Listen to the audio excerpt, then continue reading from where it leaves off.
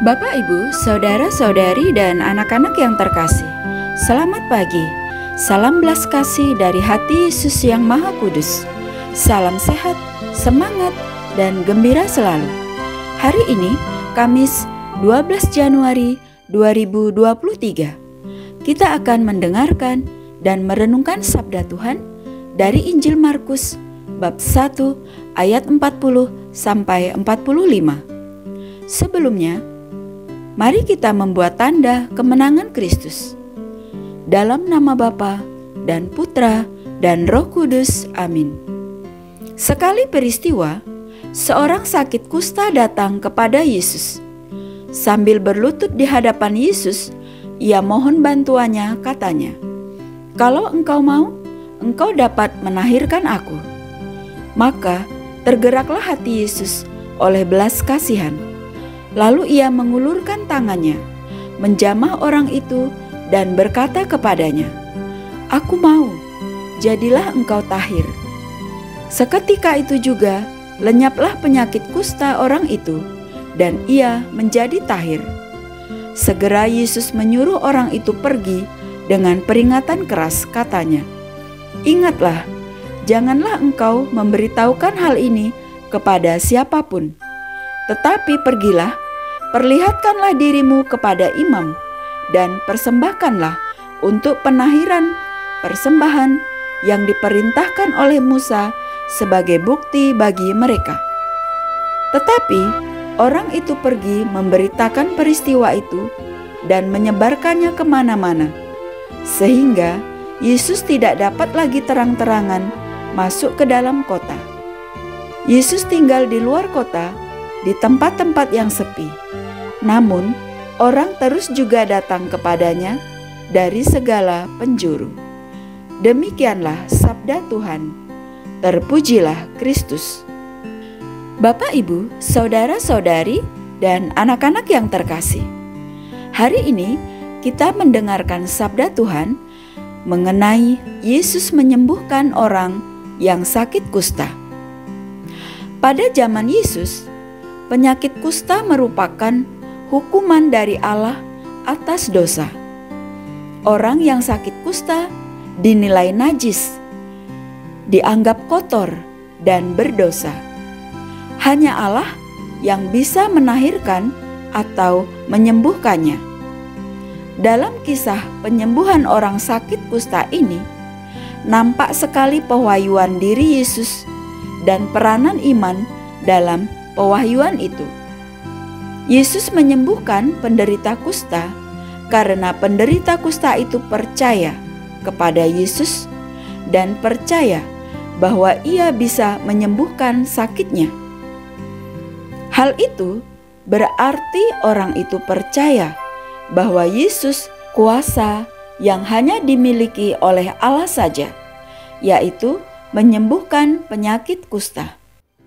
Dibutuhkan iman yang jauh lebih dalam untuk meyakini bahwa Yesus bisa menyembuhkan penyakit kusta yang hanya bisa dilakukan oleh Allah. Iman sebesar itu menggerakkan hati Yesus, sekaligus menggunakan iman penderita kusta itu untuk menyatakan dirinya.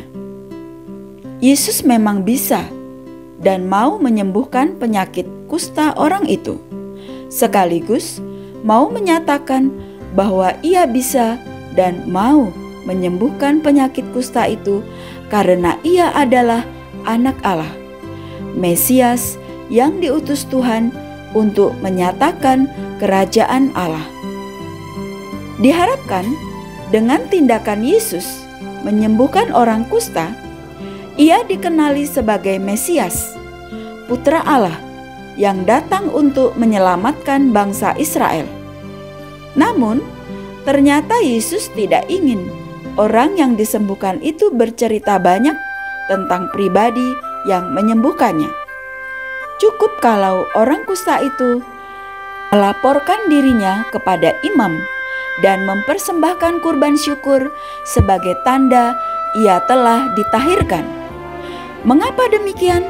Karena Yesus tidak mau orang salah paham terhadap siapa dirinya. Bisa saja orang yang disembuhkan itu menceritakan pengalamannya sehingga orang lain justru malah salah paham yang mau Yesus sampaikan. Juga Yesus mengerti bahwa kehadiran Mesias memang harus diterima dalam iman sebagai pengalaman pribadi, bukan sekedar karena cerita orang. Menjadi pertanyaan refleksi bagi kita.